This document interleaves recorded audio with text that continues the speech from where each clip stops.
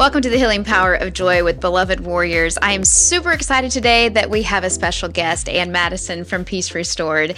And it was a mutual friend that kind of set us up to meet each other. And I'm so glad she did. I think one of the things that she said to me is like, oh, you'll just love Ann. And I do. I just love what her ministry does, Peace Restored. And I'm excited for the listeners to hear more about what you're doing in the community, how you're empowering women to, health and healing. So Anne, start off telling us more about what you do with Peace Restored. Yeah, so Peace Restored is a non-for-profit that I started. It was birthed out of my own personal story of trauma. And I wanted to create a place where women can be able to go to get their own healing, as you had mentioned. Yeah. We want women to be able to find hope, healing, and wholeness. And we also wanted to create a place where mental health and faith can be integrated together. Yeah, that's beautiful. That's not done very well in our culture in general. And so there's very few places that do that. Yeah.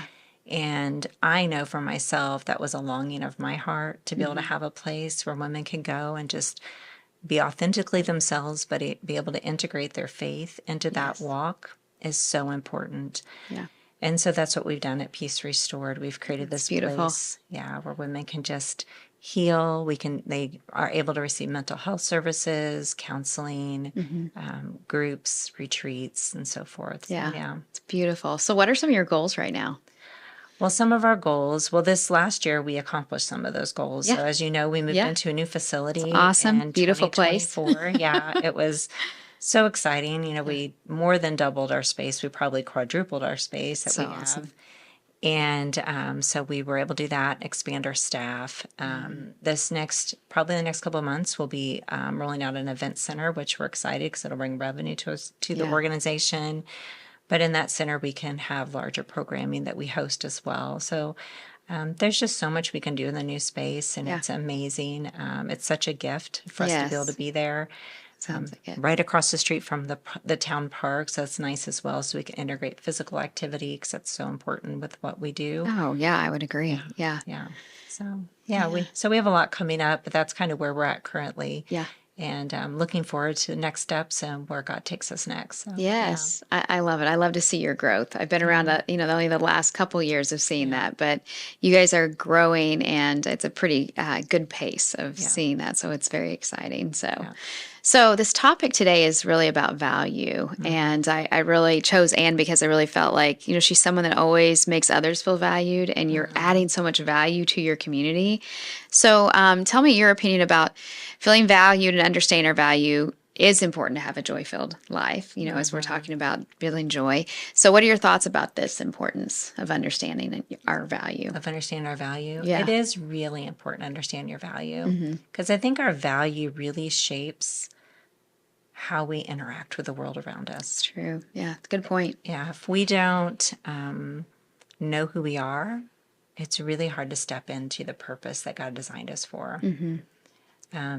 The messages can get confusing inside of our own head. Yes. I think especially as women, it can become a challenge to know who we are, because women, we tend to be a little bit more thought processing, if you will. Yeah. And we tend to think and hold on to what people say about us and over us. And so really knowing what our value is, our identity, all those things are so important to how we function. Absolutely. Was there ever a time in your life where you questioned your value or really struggled with that?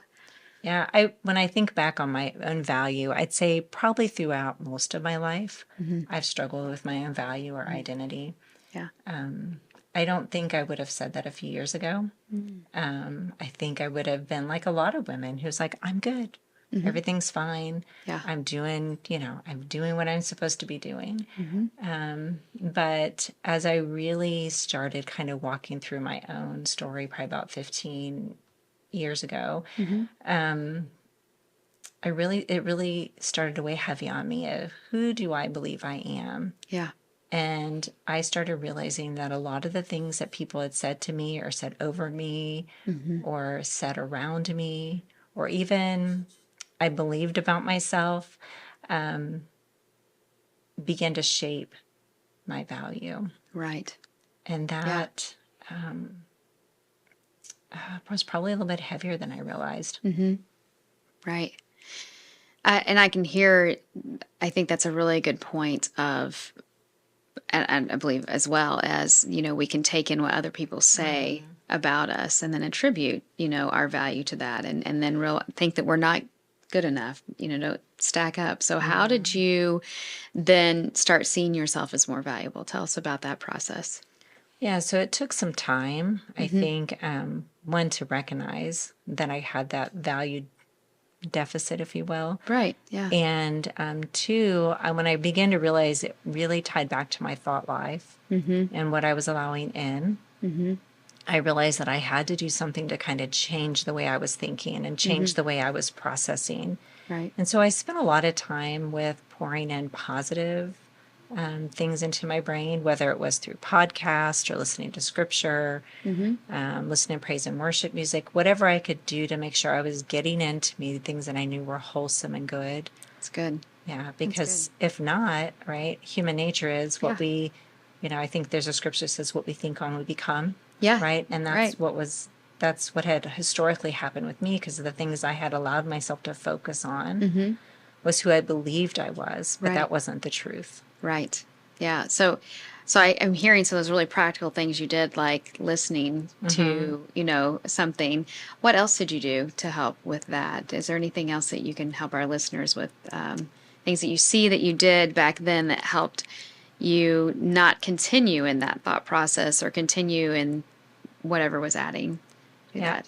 I think part of the thing that word that comes to mind is intentionality. I had to be really intentional in the process. It wasn't just a happenstance of, so I had a intentional process of today I'm listening to this. Today I'm making sure that what I'm doing is filtered through truth. Yeah.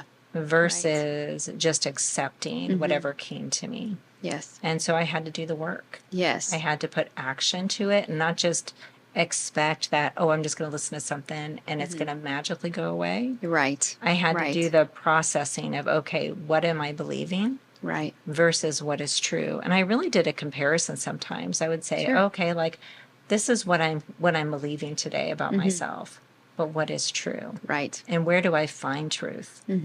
And I would compare the two together. Okay, this might be what I believe, but here's what is true. Right. And then I would teach myself to hold on to that truth. Where do you see the world putting value and placing value, and as opposed to, because I think what I'm hearing is some of the things in your environment or had spoken value into you, and it wasn't the right thing. So tell us about that. Where do you see? So when I think about, a lot of times for us as women, culture tells us if we just do more, try harder, we can show others that we're good or good enough. Right. And if people don't believe we're good enough, you just got to do a little bit more. Right. Try a little bit harder. And if you do that, then you will be enough. Right. And we value our enoughness, if you will, through our activity, through our actions. But what I've learned in this season, because this isn't just a one and done, figuring out who you are, who your value is. It is an ongoing process that I've had to go through. I'm still working through things. Yeah. But I think one of the things I'm learning this season is the ability to slow down. That's good. That's good. Instead of speeding up. Yes. The ability to say, I don't have to be able to do everything. That it's okay because God's got it. I don't have to have it all. That's right. It doesn't mean we're not supposed to do our part of the work. It just means we have to release some of the things that are not ours. Right. Yeah. I'm hearing a lot about the doing versus the being. So did you, and I love your vulnerability of saying, hey, I'm still walking some of this out, because I do think this is something we unpack the rest of our life, because boy, that I'm not good enough is really strong. It is. and I would say most people, and not feeling that they stack up, always judging ourselves. I'm hearing that in there too. So how would you say that you've changed some of your habits or things in your life to be instead of be the I'm going to do and make this better? I think a really practical, simple step is just giving yourself permission. Yes. It's great. Because I think, again, in our culture, the voices around us often say, you're not supposed to slow down. Yeah. You know, you're a mom, fill in the blank. You're Right. a wife, a sister, an employee, a boss, a manager, whatever you might be. And there's all these tasks that we think we have to Yes. do every day. Absolutely. And while those are there and those are true, and we do need to do them, there's also a rhythm that we need to be able to rest, to find Yes. good community around ourselves, Yes. to find those people who are safe and trustworthy, that can walk life with us. Not everybody is somebody you should walk life with, Right. but you need to find your people that you can do it with. Yes. So I think just being able to give yourself permission to do that. And I think, as I'm thinking about the topic of value and joy, is finding ways that you can bring joy into your own life. Yes. What are the Yeah. things that give you joy? Right. Yeah. Absolutely. Work might give you joy, but if we're honest, constant work probably doesn't bring you joy. Right. Right. But You head toward burnout, right? That's if you're right. even if you love it, it's the constant. We're not meant to stay and just work all the time, for sure. Yeah, I see it, that balance of rest. Even the Bible, we see that, of course. So, I really, love how you're making the distinction, the difference, and that permission to give ourselves that time to rest. So, what's Yeah. one of your favorite ways to rest? Tell us that. Well, I am a person who enjoys pulling away. I like to Yeah. go away by myself and take rest. I have some places that I just different places that I've gone to through, just different little locations that I'll go to and just take a weekend by myself for several days Yeah. and just be alone. I'm I'm more of an introverted person. And so pulling away, I've learned, is valuable for myself. I think in my Absolutely. younger years, I used to think it as selfish. Like, oh, I'm pulling away, I'm stepping away from everybody else. I'm not supposed to do that. Ah. But I had to reframe that and Yes. see that as, no, it's not being selfish. Yeah. It's allowing myself to do what I need to do in the way that God designed me to be, Yes. and just pull away and get what I need so I It's can beautiful. be my best self. Yes. So that's probably one of my favorite ways. But I also I bought myself a e-bike last year, and so I enjoy going out and riding my Yeah. bike at times. Yeah, So that's awesome. just going out in nature and I love the e-bike because it makes me feel like I'm a little kid again. Yeah. Because I can go way faster than I go with myself because I Yeah. have like bad knees and things like that. Yeah. So, but when I'm on that, Yes. it helps take some of that pressure off for me, so I can go pretty fast and Yes. ride like I was when I was a little kid. And Yes. it's fun, right? Oh, yes. And we need to do things that are fun. I think Yeah. as adults we forget to play. It's so true. Yes. Yeah. The wind blowing through your hair and Yeah. I love that. Yeah. That's a great way to build joy. So, one more thing about, that time in your life I'd like to pinpoint, because I heard you say, you had to find your people, and I see that as being very important because of the way we get our value Yeah. from how people see us. So, how did you navigate that? Well, I think if I'm to be completely honest, I think I'm still navigating that. Yeah. Okay. I think I'm still finding my people. I think I've had seasons of people who've come and gone in my life. But to have those people who are my core, I think I'm still finding them. Awesome.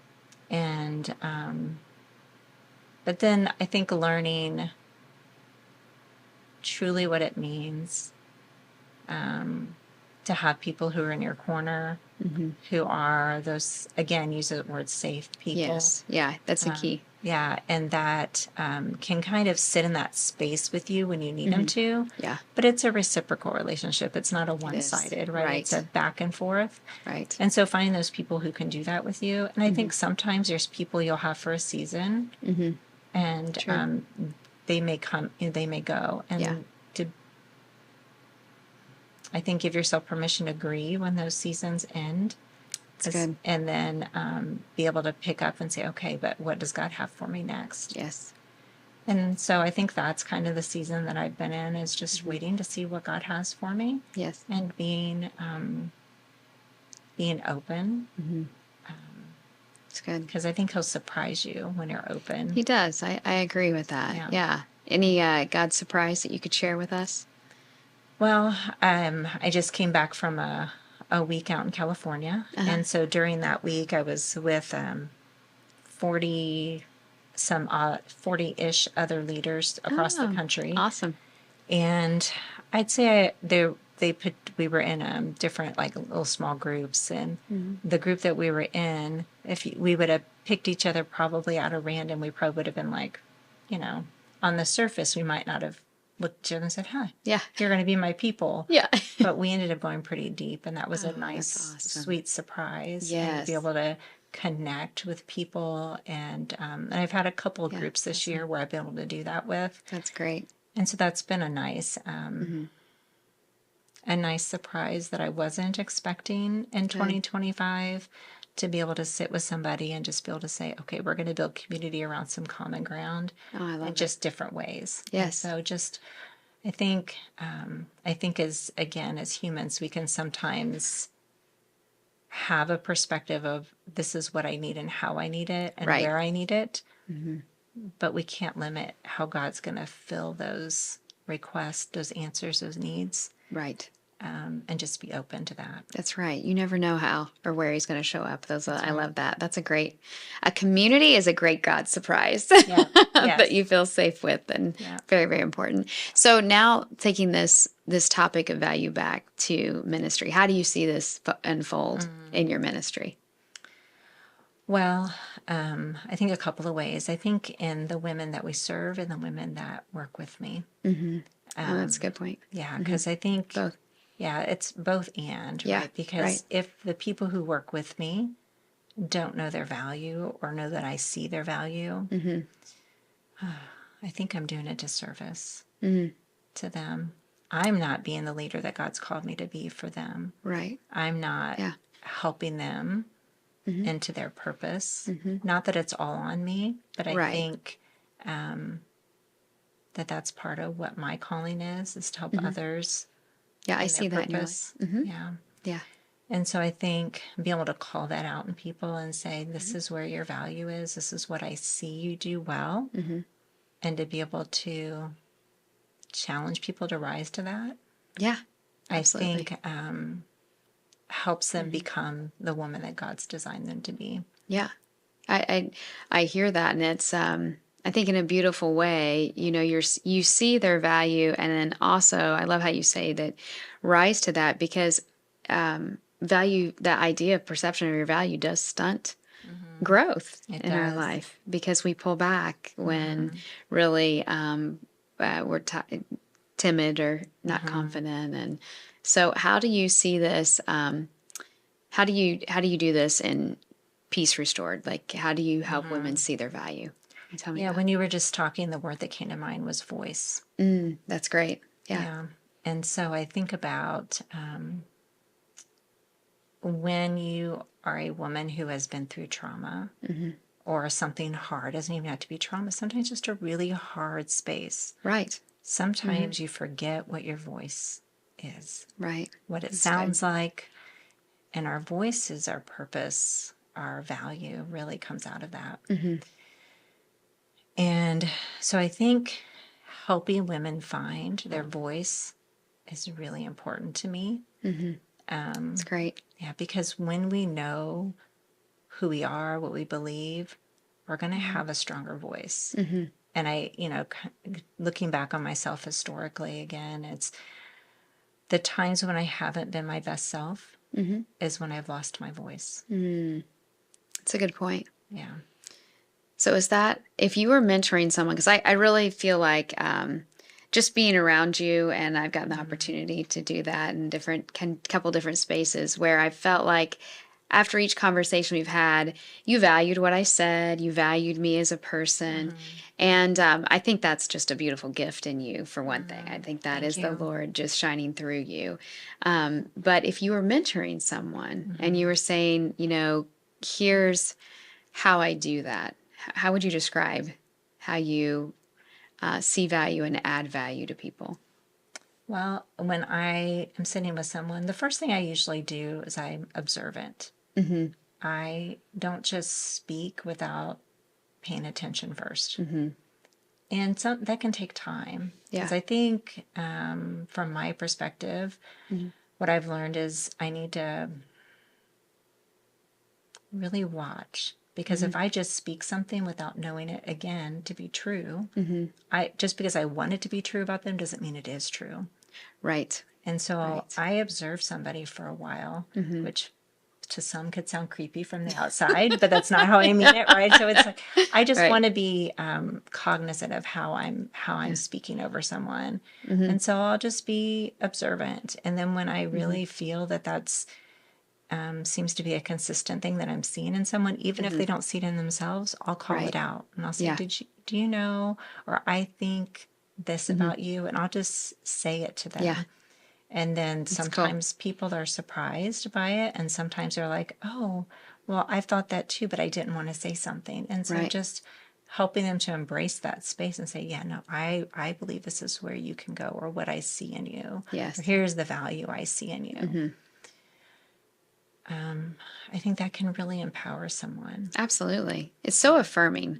Like I think I love that you're seeing people, and I think you're seeing through the Lord's eyes, and I love that you say that you're observant. That is, and that is a skill. I think too many times we rush after things, or we have a narrative about Yeah. someone, and watching that and saying, okay, what is really true about that person? I love hearing that in all that you're saying there, because the value that we see isn't always what the value God sees, right? That's right. So yeah. Well, and I know that the women that come to Peace Restored feel that from you, and so I'm just excited that you're growing and more women are getting served, because I know that the space that I've been in there with you, I can see that.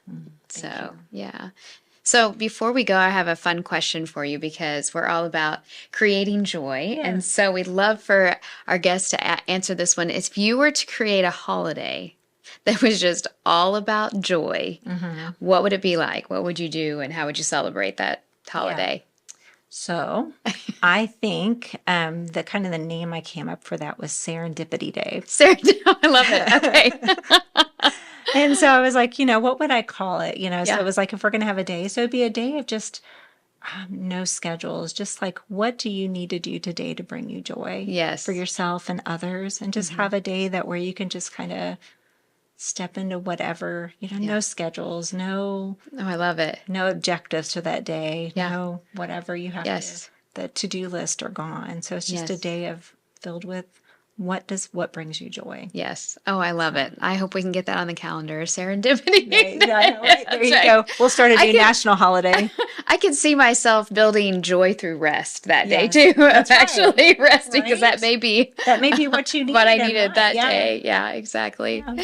So, well, thank you, Anne, for thank you. being with us. And if you want to find out more information about Peace Restored, we'll have all that information for you at the ending. But we just bless you for all that you're doing, and we're just excited to see you grow and